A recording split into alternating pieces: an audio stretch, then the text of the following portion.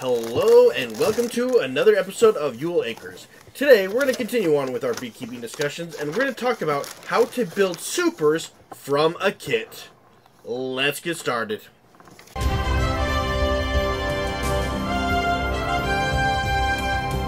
Today we're going to go ahead and make a super out of a kit. Now there are a couple different ways that you can acquire supers that you would need for your Langstroth hive.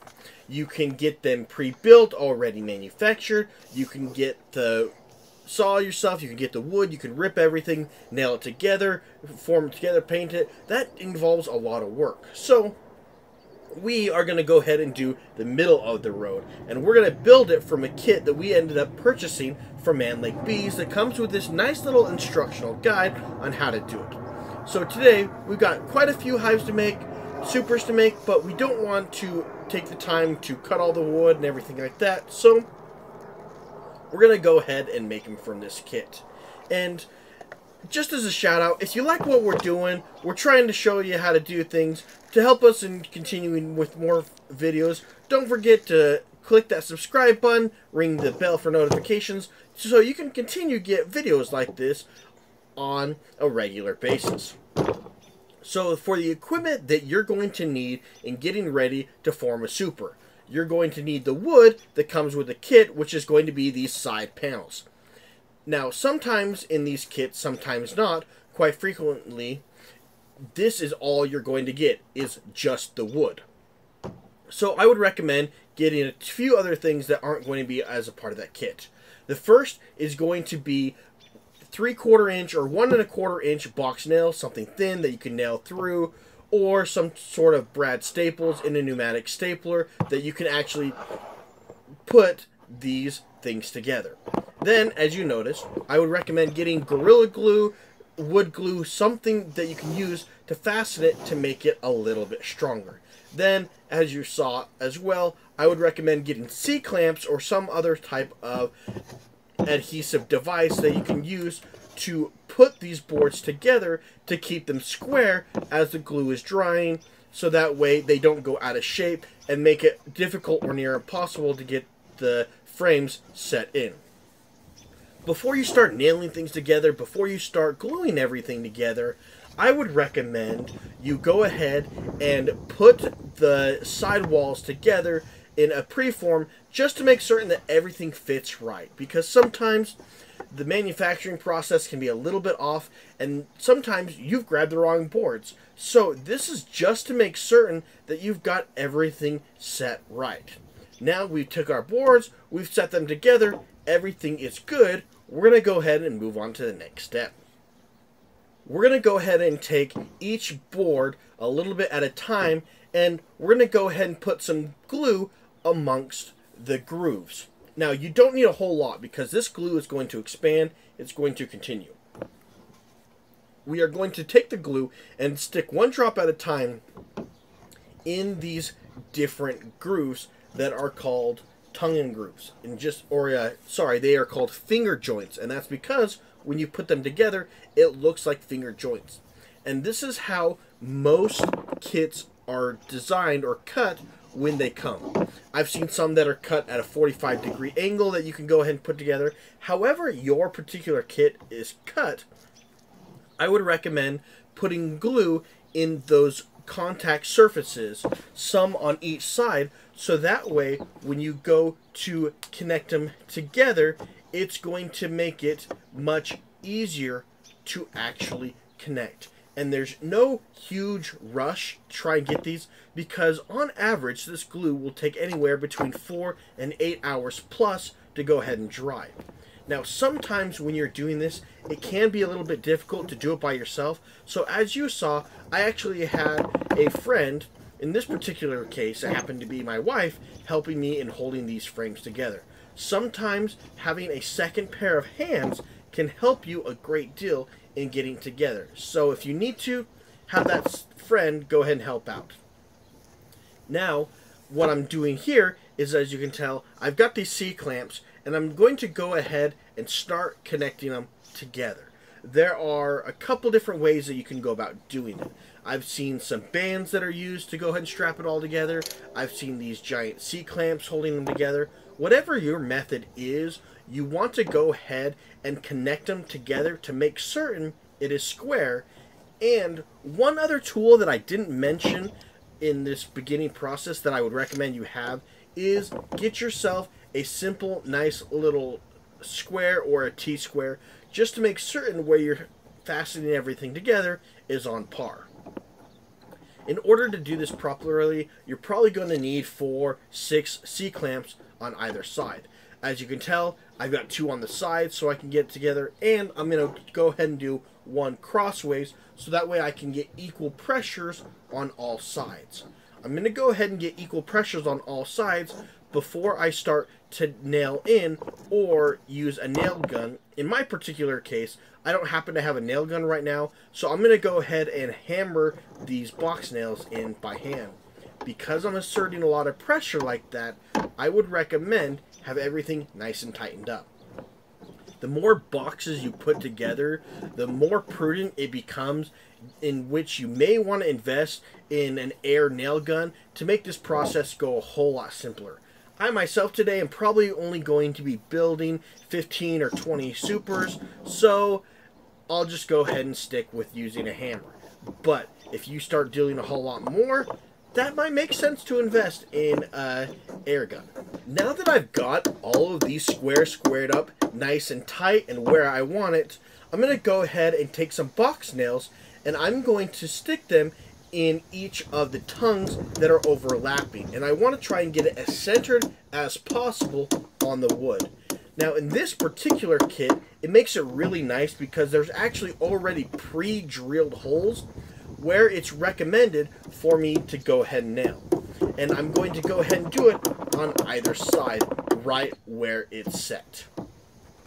While you're hammering it in, I would recommend, if you don't have pre-drilled holes, it may be wise to pre-drill holes, or if you're working with it, go ahead and try and get the nail or your fastening device, whatever you're using, to hold it tight while the glue is drying for that extra added security as center as possible in that wood. I myself, as I may have mentioned it before, have chosen to use box nails.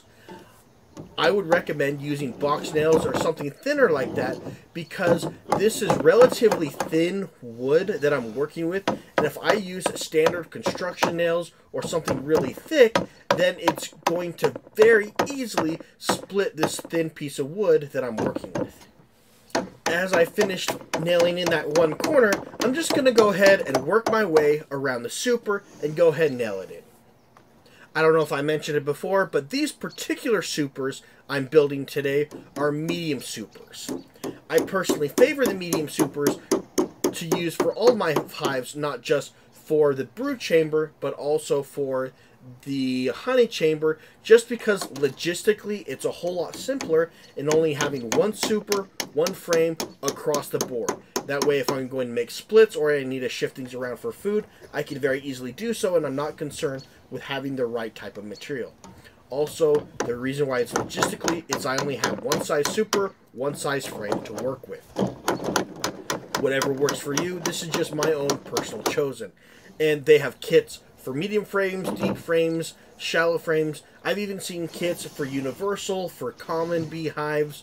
Whatever your chosen beehive form is, these kits are nice to make the workload a whole lot easier, especially the more hives you decide to get.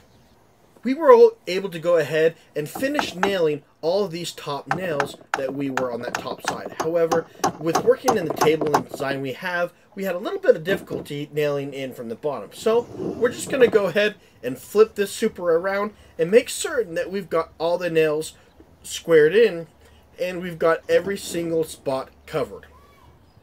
Alright, let's go ahead and see what we've got here. This super is now fully dried and it is ready to go. As you can tell, we've got the supers, the glue has dried, it's come out a little bit, and there's been a little bit of excess glue that has actually been drained off. So what we're going to do is we are going to go ahead and take these supers, we're going to take the clamps off of them. And we are going to go ahead and check just to make certain we've got it nice and square. As you can tell, it's relatively square. It looks pretty good for the most part. However, there were some glue spots that were a little bit excess. So what we're going to do is we're going to take our hive tool, a putty knife, or some other type of a device, and we're just going to go ahead and scrape off some of those extra glue bits and make certain things are nice in the corners. Is this necessary? No, but I like to do it just for fit and finish so there's not anything excess, just in case it may annoy the bees a little bit. So we went ahead and scraped those off. Here's frame number 2. We went ahead and did the same thing. Now, there can be a little bit extra to make things a little bit rough. There may be splinters. So, just to make certain we've got everything nice and good, we're going to go ahead and take a simple plug-in sander, and we're just going to go ahead and sand the inside. This will do a couple things. If there's any excess glue, then we'll be able to go ahead and get that off. If there's any splinters, we'll be able to help smooth the wood out just in case we had something wrong with the nails. As well, we're going to go ahead and sand the outside of the super. That way we can prep the outside wood for when we go to put a preservative on the outside of the super. So we're going to go ahead and sand, and we'll be back after that. Well, we have finally finished sanding. Are we ready to go ahead and move on to the next step? Well, there is something that you want to keep in mind. First off, keep your area nice and clean. I always like cleaning in a nice area. Next, after you're done sanding, there's going to be a large amount of sawdust potentially left behind. So I like to take a simple damp rag and just wipe the inside, the outside of it, just to help get rid of all that excess sawdust. Is this necessary? No, but I find if you're going to go ahead and put a preservative on the outside of the frame, that getting rid of that excess sawdust really helps. Now, I've mentioned this idea of putting a preservative of some kind on the outside of the frame. Is this necessary? Sometimes you see raw wood, sometimes you don't. Why is it that you want to put a preservative and properly prep your supers to do that? The number one reason is longevity. When you're dealing with frames, they're going to be out in the weather, they're going to be out in the snow, they're going to be out in the rain, and wood and the weathered elements do not handle well together. If you don't protect the outside of your frames, they are very going to quickly degrade. And by putting some sort of a preservative on the outside of the frame, that's going to increase the life of these supers, even double, triple potential life out of these guys. So that's why I'd recommend putting some sort of a preservative. There's a couple ways you can do it. You can use oil-based polyurethanes. You can go ahead and use some oil paint. You can use different types of wood finishing oils. For me, personally, I like using tung oil. It's a little bit more expensive, but it gives the wood a nice finish. I personally really like the look that the tung oil gives, and it is not going to be toxic to bees. Whatever thing you use to choose to make the outside stronger, you want to make certain that it is not going to be harmful to the bees, because there is no point in building the super and doing all these things if you're just going to choose some form of a paint that's going to be toxic to the bees long term and go ahead and kill it. Simply just going to go ahead and take a small little light dab of the tung oil, and we're going to very gently go ahead and rub it on the outside of each of the frames. Now, when you're dealing with this, don't do the inside of the super. Just do the outside. I have found that when you do preservatives on the inside of the frame, sometimes it can mess with the feng shui of the bees. For some reason, they much prefer having direct contact with wood. Whether it's millions of years of evolution or whatever it is, I have found that hives that are painted on the inside and the outside, the bees just don't like it, that it smells weird, and oftentimes they will simply fly away swarming just because it doesn't smell like home. So when you're doing the preserving, only do it on the outside. Like I mentioned before, you could use a great oil-based paint. You could use some type of a lacquer, like I've chosen to use the tung oil. Whatever it is, I would recommend using an oil-based material, so that way it will repel the water rather than it being like a water-based paint where it will help to soak through the wood. You want to repel the water, repel the elements, so that way the wood can last longer. Go ahead and wipe all the little grooves outside, handholds, whatever it is. Just do a good rubbing on the outside. We went ahead and did one coat.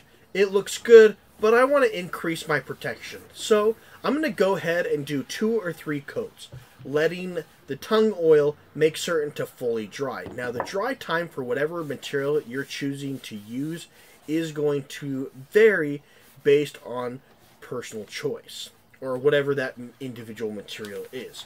So whatever you are choosing to use, make certain you're following directions of that individual material, so that way you get a nice, good adhesive surface, it soaks into the wood, and you get a proper finish, and it actually works well to what that individual product is designed to do. We have done multiple coats of tung oil on each of these boxes, and we went ahead and stacked them up. It took for a couple days, and it's night now, but it is finally finished. Let's go ahead and stack these babies up and see what we've got. Here in particular, we have a total of 5 supers that we built and have stacked nice and neat. It looks like a nice tower, and we've got them prepped, and we're going to set them aside in storage, and when we're ready to use them, they are ready to go. Now that is the #1 thing I would emphasize with all of this is have these boxes pre-built, ready to go, or have 1 or 2 on hand, purchased, ready to go. Because when your bees decide they need more room in that super, you need to have that box, the frames, on hand, ready to go right then. If you try and go buy some at the store the minute you need them, the store may not have them, or it's going to take a couple days for you to actually build the material for it to dry, and the bees might potentially swarm before you do it. So that's why I recommend do all this prep work ahead of time so you've got it before you need it on hand. We've got these boxes all done and they are looking good. Just to make certain we didn't mess anything up, we're going to go ahead and take a few frames and we're going to line them up in the supers just to make certain everything's squared away. We've got our frames that we built, we've got our supers that we've got built, everything's looking good, so we've got everything nice and square. We are ready to give our bees a nice home. Well, this has been another episode of Ewell Acres where we show you how to build a super from a kit and how to go ahead and get that prepped. Thank you so much for joining us. We are so glad you are here. If you like what we're doing, don't forget to subscribe, click on that ringing bell for notifications, and we look forward to seeing you next time.